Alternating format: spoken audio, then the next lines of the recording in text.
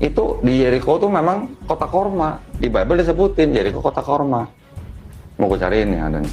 Ya, shalom bagi kita semua, dimanapun kita berada saat ini, kiranya kita semua tetap berada dalam keadaan sehat, dan apapun yang merupakan aktivitas kita sepanjang hari ini, kiranya Tuhan Yesus memberkati. Dan kembali berjumpa lagi di channel kita ini, yaitu Zemayan Yastin. Terima kasih buat teman-teman semua dan juga persahabat yang sudah mendukung perkembangan channel ini dengan setia, dan kiranya kita tetap menggunakannya untuk menjadi berkat bagi semua orang. Nah, teman-teman, pada video kali ini saya membagikan kepada kita semua ada satu jawaban dari Elia Myron, saudara Elia Myron, di mana dia menjawab tentang kekeliruan sejarah dari Donditan, ya. Di mana Donditan ini dia mengatakan bahwa Yesus itu dilahirkan di bawah pohon kurma, karena terbukti bahwa di Yeriko itu katanya ada pohon kurma.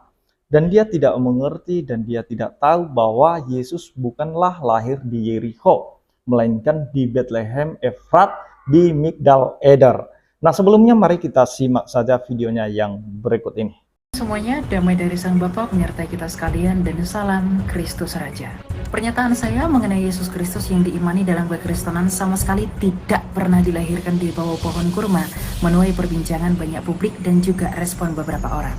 Misalnya klaim yang diajukan pada video ini. Itu di Yeriko tuh memang kota korma. Di Bible disebutin Yeriko kota korma. Mau gue cariin ya ada nih.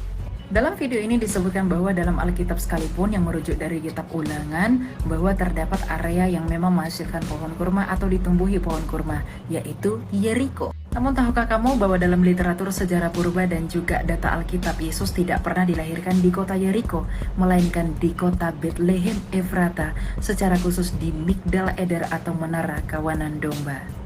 Di mana hal ini bertentangan dengan deskripsi kota Yeriko sendiri, di mana kota Yeriko merupakan kota yang sangat rendah, 244 meter di bawah permukaan laut, dan tentu saja memang ditumbuhi pohon kurma, namun tidak dengan Bethlehem Efrata, secara khusus di Migdal Eder. Karena coba kamu lihat jarak dari Bethlehem ke kota Yeriko.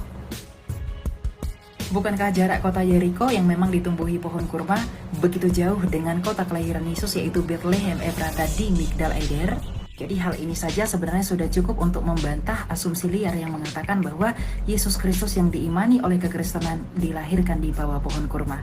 Lalu apa data sejarah yang menunjukkan bahwa Yesus Kristus Raja Mesias dalam kekristenan benar-benar dilahirkan di Migdal Eder di Menara Kawanan Domba itu? Lukas 2 ayat 8 hingga 18 mencatatkan bahwa ada beberapa gembala yang sedang menggembalakan kawanan domba mereka di padang pada waktu malam. Dan tentu saja mereka adalah pengembala yang memang tinggal di dekat kota Bethlehem dan tentu saja dari Migdal Eder. Dan di sisi lain, Targum dan juga banyak rabi mengajarkan bahwa Mesias akan datang di Migdal Eder menurut Kejadian 35 ayat 21 di Bethlehem.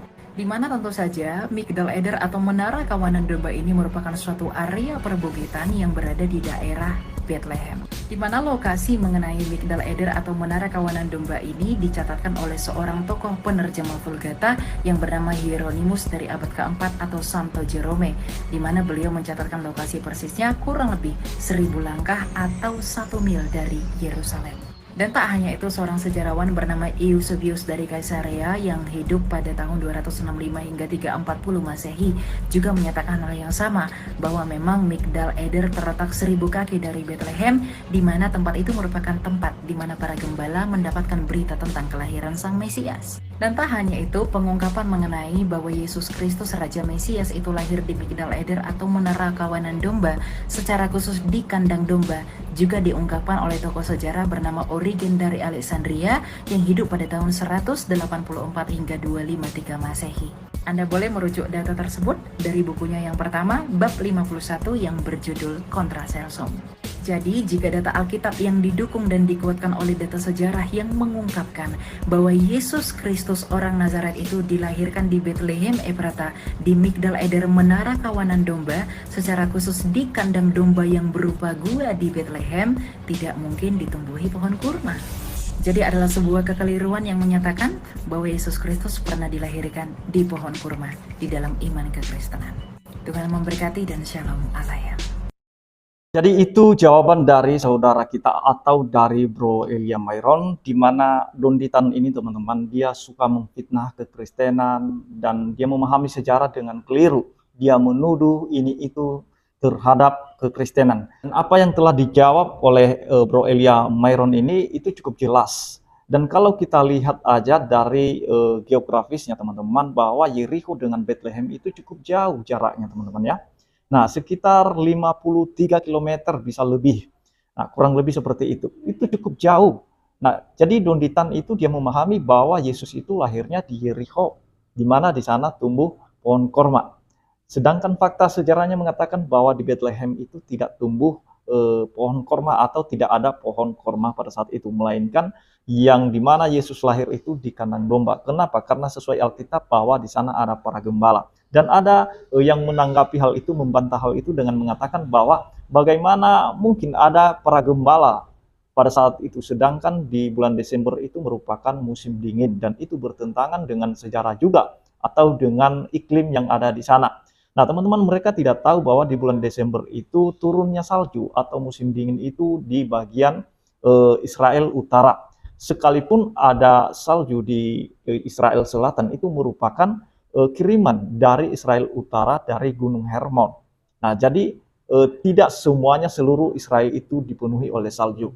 Itu hanya di Israel bagian utara. Nah, jadi Donditan ini merupakan andalan para pengikutnya ya, para subscribernya. Mereka mengatakan Donditan hebat, padahal keliru semua apa yang disampaikannya. Yang penting ngaur, karena Donditan ini dianggap sebagai pahlawan. Yang penting membela agama, sekalipun ngaur, yang penting bersuara aja dulu.